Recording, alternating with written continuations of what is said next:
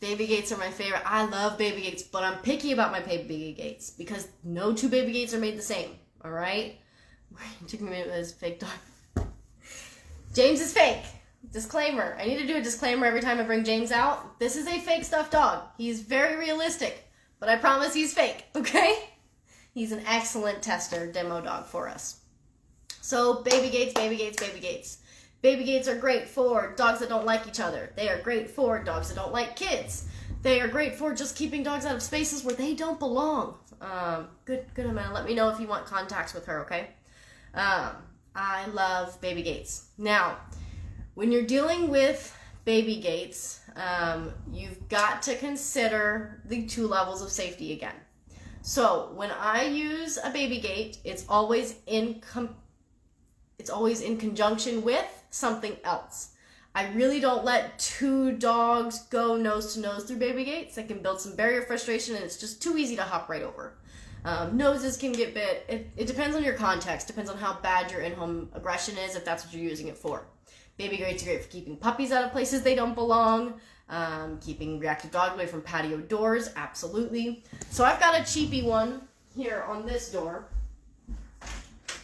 This is the basic kind you can get at Walmart, right? And these work great. I use that one actually for my human children. And they're excellent, they do a great job, but if one of my dogs were to go through that, they could knock it over. They have knocked them over, they don't work. So I'll drop a link in the group tonight or tomorrow of the actual baby gates I use. The kind I like, they're super easy to install. You drill them right into the wall, and you can expand it however much you want. When you're considering baby gates, you need to consider how secure you need your gates to be. Most of the time, we need them pretty secure. The kind I like is also pretty tall. It goes up to about my rib cage, maybe my hips. So it's pretty tall, but you can always get higher ones. Sturdiness, so mine goes directly into the wall. And it's got the joints. You twist it so that it actually creates some tension against the ground and it can't fly away, okay? I also like ones that lock automatically behind you. What are you going to do if you've got groceries in your hand? You're not going to remember to lock that gate behind you. You need one that'll slam shut and lock itself. All right. I also like the kind where it's too complicated for a kid to figure out, right? So mine you have to push a button and lift. Really important. Let me see these comments. You guys are going off down here.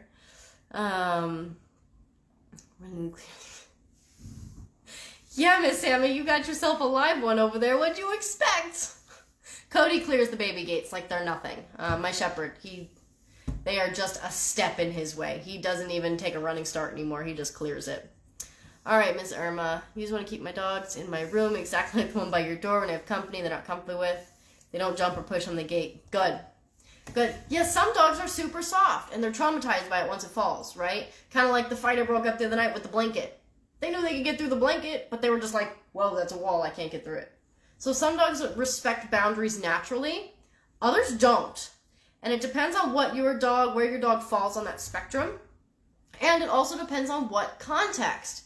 So some dogs are just like what Irma described. They're terrified of boundaries. They won't ever cross them until you bring a dog into your house. Until that toddler goes running by and you're like, oh my gosh, that came out of nowhere.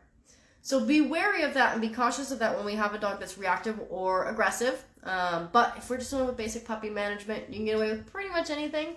I do love a good baby gate as a secondary option.